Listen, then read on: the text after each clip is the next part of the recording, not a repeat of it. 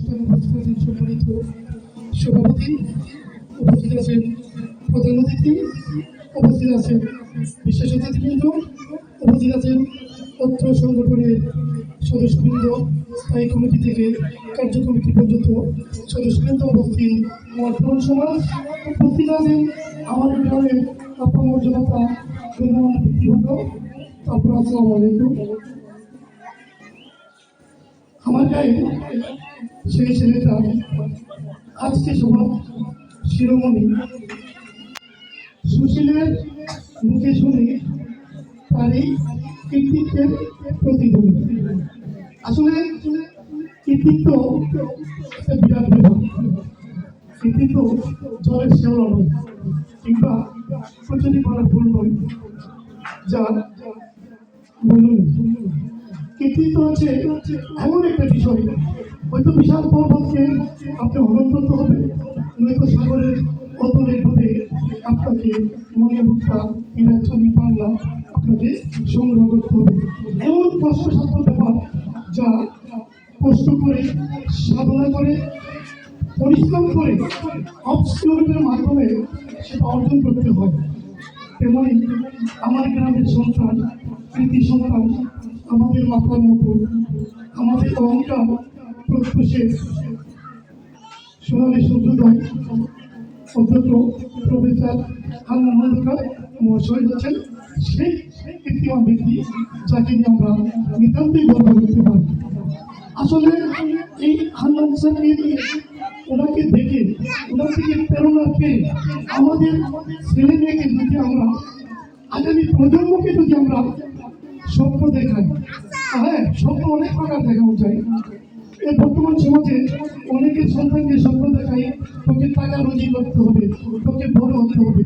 হ্যাঁ, টাকা রুজি করতে হবে ঠিক, আমাদের অন্ধকার মহাশয় কিন্তু টাকা রুজি করে, তারপরও শিক্ষা অর্জন করে তিনি পরিশ্রম করে, সাধনা করে আমার গায়ের মুখকে উজ্জ্বল করেছেন, আমাদের মাথার কাজ হয়েছে। যেখানে চাই সেখানে গিয়ে ওনাকে নিয়ে আমরা গর্ব করতে পারি। সেই জন্য বলি, টাকা রুজি করতে অবশ্যই করবে, তার সাথে আপনার সন্তানকে শিক্ষায় শিক্ষিত করে তাকে মানুষ করতে হবে।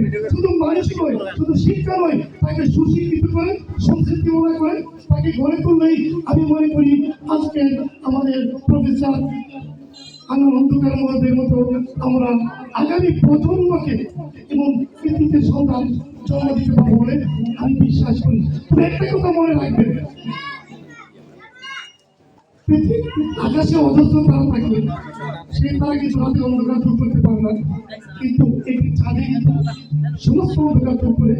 তেমনি আমাদের আজকে সেই প্রফেসর আমাদের মহোদয়। সুতরাং সেজন্য বলি, আমাদের মানব কল্যাণ যুব সংগঠন শিক্ষা নিয়ে কাজ করে, আমাদের মানব কল্যাণ সংগঠন সংস্কৃতি নিয়ে কাজ করে, আমাদের মানব কল্যাণ সংগঠন কবিতা আবৃত্তি করায়, আমাদের মানব কল্যাণ সংগঠন বক্তৃতা চর্চা করায়, আমাদের মানব কল্যাণ যুব সংগঠন এই গ্রামটিকে 8টি পাড়ায় বিভক্ত করে পাড়ায় পাড়ায় মা সমাবেশ করে সেখানে শিক্ষা, সংস্কৃতি, যুবক, মাদকার বিষয়ে সচেতন করে তাদেরকে গড়ে তুলছে। সুতরাং আপনারাও আমাদের স্লোগান, আপনাদের সন্তানকে স্কুলে পাঠান, তাদেরকে শিক্ষিত করেন।